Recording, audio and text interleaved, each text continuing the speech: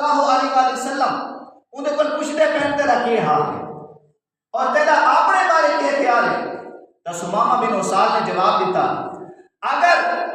یا رسول اللہ صلی اللہ علیہ وسلم تسا میں کو قتل کر دیو تہی خونی بندے کو قتل کرے سو، اگر تسا میں کو چھوڑ دیو میں کو آزاد کر دیو تہی شکر گزار بندے واسطے انعام ہو سی، اور اگر تسا میرے بدلے دے وچ کوئی پیسہ گننا چاہتے ہو کوئی مال گننا چاہتے ہو تو میں او دیون واسطے بھی تھوڑا تیار ہوں۔ یہ جلے سوال حضور نبی کریم صلی اللہ علیہ وسلم نے سمامہ بن اسال تے کیتا، سمامہ نے ایک جواب دیتا، حضور تشریف لے گئے، ایک روایت پوری گزر گئی، دوسری روایت آئے حضور نبی کریم صلی اللہ علیہ وآلہ وسلم ایو سوال کیتا، سمامہ بن اسال تا ایو جواب، دوسری روایت گزر گئی، تیسری روایت آپ جلوہ افروز ہوئے، ایو سوال کیتا، سمامہ بن اسال تا وہ جواب ہے۔ جس ویلے حضور نبی کریم صلی اللہ علیہ وسلم نے سمامہ دا اے جواب سنانا تو حضور نے صحابہ نے حکم دیتا سمامہ بن اسال کو آزاد کر دے۔ سمامہ بن اسال وہ تو نکل پہ آزادی کھن کے مسجد نبوی چوں نکل گئے،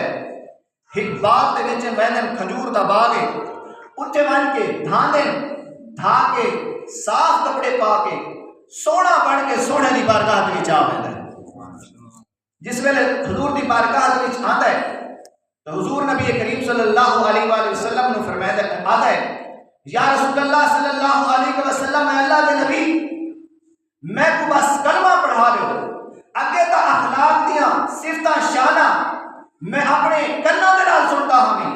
اج میں تھوڑا اکھی دے نال اخلاق دے دیتے بس میں ہن اسلام دے وچ میں گھنڈا ہو،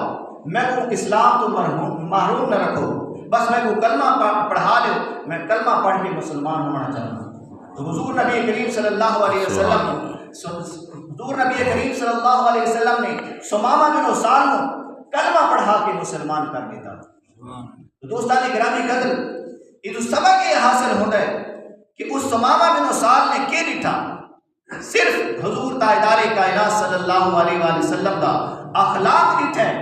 کردار ڈٹھا ہے اور آپ کا برتاؤ ڈٹھا ہے۔ جس ویلے یہ ڈٹھا ہے تو اسلام کہنا ہے،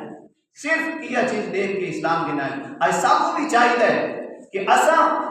حضور تاجدار کائنات صلی اللہ علیہ وسلم دی زندگی دے اوتے عمل کروں، سیرت دے اوتے عمل کروں، حضور دے نقش قدم تے چل کے ساری آخرت بھی سمر ویسی ساری دنیا بھی سمر ویسی، اور کل قیامت علی بہار